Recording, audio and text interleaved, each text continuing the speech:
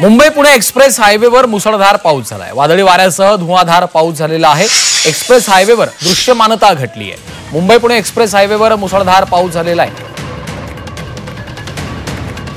वादळी वाऱ्यासह धुवाधार पाऊस झाल्याची ही दृश्य आपण पाहतोय।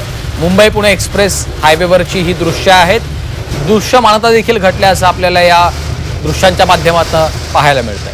मुंबई पुणे एक्सप्रेस हायवेवर मुसळधार पाऊस झालेला आहे। दृश्यमानता देखील घटलेली आहे। वादळी वाऱ्यासह जोरदार पाऊस झालेला आहे। मुंबई पुणे एक्सप्रेस हायवेवरची ही दृश्य आहेत।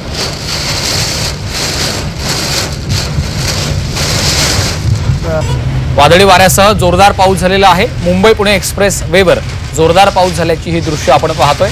या मार्गावर दृश्यमानता देखील कमी झाल्याचं आपल्याला दृश्यांच्या माध्यमातून पाहायला मिळतंय।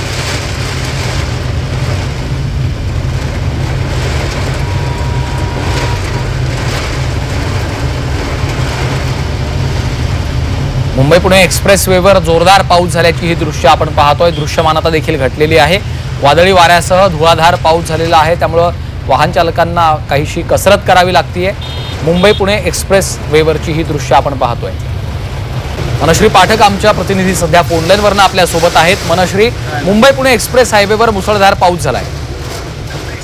आणखी आपण बघितलं तर हवामान खात्याकडून तसा इशारा देण्यात आलेलाच होता। मुंबईत सुद्धा हलक्या ते मध्यम अशा अवकाशाचा इशारा देण्यात आला होता। मात्र मुंबई पुणे वादळी वाऱ्यासह पाऊस झालेला बघायला मिळाला।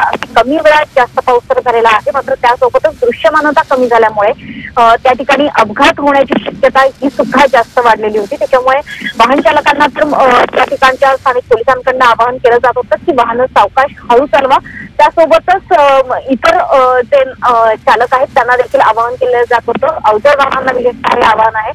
आपण पाहतो दृश्यमानता घटल्यामुळे कुठेतरी वाहन सावकाश चालवणं देखील महत्त्वाचं आहे। धन्यवाद या सविस्तर माहितीसाठी। मुंबई पुणे एक्सप्रेस हायवेवर मुसळधार पाऊस झालेला आहे। वादळी वाऱ्यासह धुवाधार पाऊस झालाय। एक्सप्रेस हायवेवर दृश्यमानता घटलेली आहे। मुंबई पुणे एक्सप्रेस हायवेवर मुसळधार पाऊस झाल्यामुळे दृश्यमानता घटलेली आहे, त्यामुळे वाहन चालवताना काहीशी कसरत करावी लागतेय। वाहन सावकाश चालवा असं देखील आता आवाहन करण्यात आलेलं आहे।